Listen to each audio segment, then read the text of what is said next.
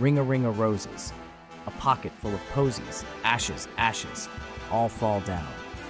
The final haunting line of a distorted children's rhyme floated on the wind, carried through the broken streets like a somber prediction. Eva wandered through the gutted remains of her once vibrant hometown, her gait unsteady as if she were traversing the deck of a ship rocked by an invisible storm. The gray ash that carpeted the ground clung to her boots with each heavy step, leaving imprints that marked her solitary passage. Eva's face, pale and drawn tight over sharp cheekbones, told tales of sleepless nights and days filled with despair. Strands of raven hair escaped from under her hood, framing eyes that searched the horizon. They were eyes that had seen too much, yet refused to close, driven by a flicker of purpose that burned within. Her hands, encased in frayed gloves, rummaged through the detritus with a desperation that betrayed her need for some remnant of her past life. As she sifted through charred remnants of what could have been someone's living room, Eva's fingers closed around a locket, its surface blackened but intact. She pried it open with a trembling hand to reveal a photograph inside, a moment captured in time, two smiling faces unaware of the darkness that would consume their world. The image blurred as unbidden tears welled in Eva's eyes, memories flooding back in waves, the warmth of a hug, the echo of laughter, the security of home, all swallowed by the ever-hungry void. Her reverie shattered with the crunch of footsteps approaching. "You shouldn't be here," an eerily calm voice spoke. Eva whirled around to face Jonas, his countenance like an unreadable mask etched with lines of hidden knowledge. "Why not?" Eva countered, clutching the locket to her heart as though it could shield her from unwanted truths. "There are things at play here, forces we can't understand," Jonas murmured cryptically. His eyes darted around as if he expected the shadows themselves to leap at him. "You need to leave before it's too late." "Before what's too late?" Eva pressed. Jonas looked at her then, really looked, as if peering into her soul. "Before the past catches up with you," he whispered before turning away, leaving only silence and a chill that crept up Eva's spine. After Jonas's departure, Eva found herself alone once more amid the ruins. The forsaken village was quiet, too quiet. No birds sang or children played, only the creaking groans of collapsing structures punctuated the stillness. The air was thick with pestilence. It clung to every surface like an invisible shroud, a reminder of those who once lived but were now mere whispers on the wind. Then she saw it, a figure cloaked in tattered robes, adorned with symbols that seemed to twist and writhe under scrutiny. Its face was obscured by shadow, and its presence seemed to bend reality at its fringes. Fear knotted in Eva's stomach, an ancient terror that spoke of things beyond human comprehension. As darkness crept over the land and cold stars blinked into view above, Eva couldn't shake Jonas's parting words, even as they echoed ominously in her mind like an omen for things yet unseen and evils yet to come. Something sinister was on the horizon. She could feel it in her bones. Eva glanced once more at the locket in her hand and then to where Jonas had stood. What was coming? And would there be anyone left when it arrived? Chapter 2. The Cultist's Shadow.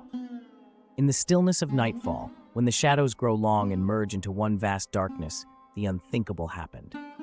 Eva, who had ventured close to the whispered secrets of the ruins, was suddenly ensnared. Rough hands seized her from behind, a blindfold pressing against her eyes, stealing away the moon's silver guidance. The world around her became a void as she was dragged into silence, punctuated by the soft chant that seemed to seep from the very earth beneath her feet. She could feel the presence of many around her, their breaths shallow and filled with an eager terror that made her skin crawl. The cultists moved with a purpose shrouded in mystery, their silence more alarming than any threat. They whispered to each other in a language that twisted Eva's stomach into knots. It was familiar, yet wholly alien, vibrating with an energy that unsettled the night air. With every step, Eva felt her mind fray at the edges. Imprints of hands, icy and unyielding, clung to her arms long after they had ceased their grip. Shadows danced behind the blindfold, taunting her with visions of what might be lurking just out of sight. She heard murmurs that spoke directly to her soul, chilling words of an ancient ritual that whirled around her like leaves in a storm. Inside a secluded chamber, where air stood still as if afraid to breathe, Eva's senses slowly adapted to her environment. The cold stone beneath her was hard and unyielding against her skin. She felt symbols etched into its surface. They were intricate and seemed to pulse with an unknown power. The rebels' presence was revealed not by sight, but by a series of clandestine whispers that floated through invisible corridors. Their words were laden with desperation and courage intermingled. They spoke of plans forged in defiance of the darkness that had ensnared their world, a light they hoped to kindle in an abyss of despair. In moments where time seemed to slow its relentless march, Eva found solace in fleeting memories. The feel of soft grass underfoot, the warmth of sunlight on her face, mere echoes now in this place devoid of nature's touch. It was during these brief reprieves that she connected with the rebels on a deeper level, their own quiet revelations, painting a tableau of who they once were before shadows overtook their lives. But calm is often a prelude to storm. As Eva lay motionless, trying to discern reality from illusion, she caught a fragment of conversation. It sliced through the quiet like a knife. It spoke of an impending ceremony, one that would alter the very fabric of existence. Fear wrapped its cold fingers around her heart as she realized this was not just about survival anymore. It was about existence itself, theirs, and possibly all that ever was or would be. The chapter closed with Eva's heart racing against time itself. In the suffocating darkness of her blindfolded state, she could only imagine the horrors waiting ahead. What rites were these cultists planning? And could there be any salvation from the encroaching shadow that threatened to engulf everything she had ever known? Whispers of time, like silent chimes, strung Eva between the worlds, her mind a tangle of now and then, her heart a pendulum swinging wildly from hope to dread. Each tick of the cosmic clock fragmented her thoughts, shattered her reality into jagged shards that cut deeper with every passing moment. The room in which Eva found herself was both familiar and alien. It was her childhood home, but the walls, once adorned with joyful memories, now whispered secrets in a language of shadows. The air tasted stale, heavy with a smog of despair. Her younger self giggled in the corner, a ghostly echo that left goosebumps trailing up her arms. Time twisted like a Mobius strip, and suddenly she was at school, her palms sweating as she sat an exam she hadn't studied for. The questions on the paper morphed into grotesque symbols that pulsed with an unseen heartbeat. Her classmates' faces blurred into each other, eyes sunken, their mouths spewing black mist that filled the room like a suffocating cloud. Eva gasped for air. Reality snapped back like a rubber band stretched too far. She stumbled outside, where the sky was a canvas painted with ominous streaks of crimson and ash gray. The air was silent, the usual cacophony of birds and rustling leaves absent. It was as if nature itself held its breath in anticipation of an unspeakable event. Jonas emerged from the gloom, his figure flickering between solidity and mirage. "Eva," he called out, his voice a thread fraying at the edges. She clung to it desperately. "Jonas, what's happening?" Eva's voice quivered as she reached for him. He grasped her hands in his cold ones. His eyes were pools of sorrow and knowledge too burdensome to bear. "They've broken something fundamental. Time," he whispered urgently. "The cult. They've meddled with forces beyond their control. Can we stop it?" Eva's plea was half lost in the growing tempest of time's unraveling. Jonas opened his mouth to speak, but a soundless scream contorted his features instead. His body crumbled like ancient parchment touched by flame. He disintegrated before her eyes, leaving nothing but dust swirling in a silent tornado. There she stood, in a place unmoored from time's linear march, clutching the emptiness where Jonas once stood, a beacon of human vulnerability amidst chaos. And then came the rupture, a thunderous crack that splintered the fabric of existence. The ground beneath Eva's feet gave way to an abyss that beckoned with tendrils of fractured light. Reality became an abstract painting, streaks of past laughter mingling with future screams, a kaleidoscope of life's moments swirling in an endless whirlpool. Eva screamed, or thought she did, but no sound came from her lips. Time had fractured, and she along with it, scattered across moments like pieces of a puzzle, longing for wholeness. Darkness crept over her senses, as if night itself swallowed her whole. In this void where past and future lost their meaning, Eva's last coherent thought clung to a sliver of hope, that somewhere within this temporal maelstrom lay the key to stitching back together what had been torn asunder.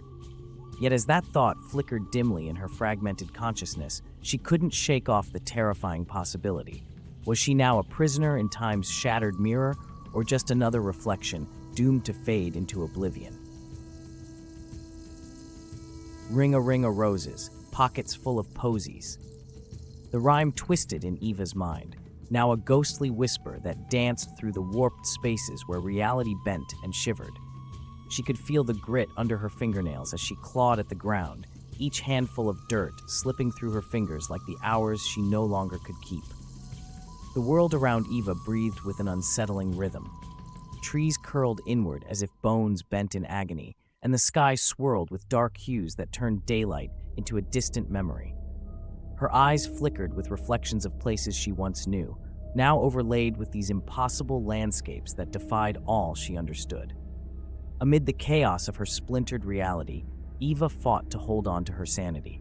She would close her eyes only to have visions flood in, a birthday cake with flickering candles, a swing set in a sunlit yard, all of it dissolving into shadows that reached for her with inky fingers. The past and present collided in a relentless surge, leaving her reeling on the brink of madness. It was then that they emerged, the eldritch beings. They were not creatures of flesh and bone, but rather distortions in the fabric of existence itself. Around them, the air shimmered like a mirage, and what little remained of the physical world twisted grotesquely at their passage. They were silent harbingers of an ungraspable horror, their very presence making Eva's eyes water as if her body rejected the sight of them. Reality seemed to whimper in their wake, and Eva felt the oppressive weight of their otherness pressing against her mind. In their proximity, time lost its meaning, and space folded upon itself until the concepts were as abstract as the dreams that now haunted her days. The confrontation was inevitable. Eva knew it as surely as she knew the quiver in her own voice when she dared to speak aloud, challenging the silence. "What do you want from me?" she cried out. But her words were swallowed by an expanse where sound did not behave, where echoes twisted into grotesque caricatures of speech before fading into nothingness. Her heart raced as memories flickered across her vision. Was that her mother's smile or a specter wearing her face? The lines between hallucinations and reality blurred as she reached out to touch what might have been a hand or merely air thick with unseen energies. And then, as swiftly as they had come upon her, an open void yawned wide where the beings had been. In its swirling depths, Eva glimpsed fragments of might-have-beens, a life untouched by this madness, another where darkness had consumed all but this single thread of hope that she now clung to. The final thought from Eva was as scattered as the reality she grappled with. A patchwork quilt made from scraps of who she was and who she might still become. "Ashes to ashes," she whispered into the abyss before her words fractured like glass. "We all fall down." The rhyme echoed back at her, not from any voice, but from the very essence of this place that was no place. It was a chilling refrain that clung to her skin like a shroud. As readers, hearts beat in tandem with Eva's erratic pulse, one question lingers. Has Eva become an eternal echo in this boundless dance, or has she fallen out of time altogether? Thank you, dear listeners, for journeying with me through the twisting corridors of time and the shadowy recesses of fear in the time traveler's descent. Your courage to face the unknown and the terrifying with Eva is commendable, and I hope her story has left a thrilling chill upon your spine. If you've enjoyed this descent into darkness and wish to join us again for future tales that lurk in the abyss of night, please remember to like and subscribe. Your support enables us to continue crafting these intricate labyrinths of horror. Every like you leave is a beacon in the fog, every subscription a step closer to unraveling the mysteries that claw at the edges of reality. So until our next eerie encounter, keep the lanterns lit and your mind open to the whispers that weave the fabric of our nightmares. Remember, fear is but a doorway, and you hold the key. Sleep tight and never forget, ashes, ashes, we all fall down.